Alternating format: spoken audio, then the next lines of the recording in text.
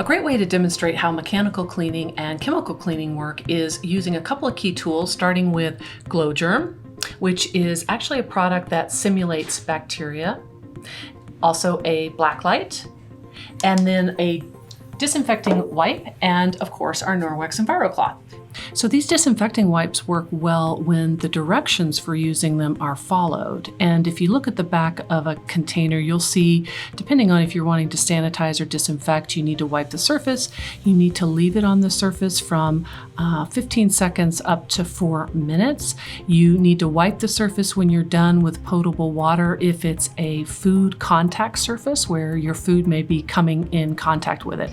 And when they're used correctly, they're able to do their job of disinfecting or sanitizing the surface.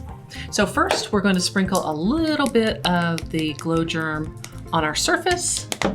Just turn off the lights so you can see it much better. And then I'm going to just kind of rub this around as you might rub your wipe on a surface to clean it. And you can see that I'm laying down, of course, the chemical that's in the wipe to do its job, but you also see that the Germ, which is simulating bacteria, is also moving around with it.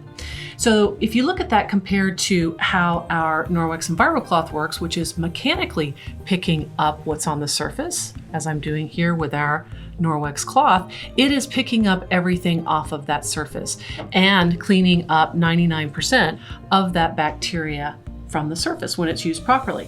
Now, if I go back, as I might in my kitchen, and keep using that wet wipe on my surfaces, you can see that I'm putting down the chemical, but I'm also putting down the bacteria throughout here too. I'm coming back with my Norwex EnviroCloth. I am just picking it up just like that and picking it up physically. So those are the two key ways to clean, and the Norwex EnviroCloth picking up 99% of it using mechanical cleaning.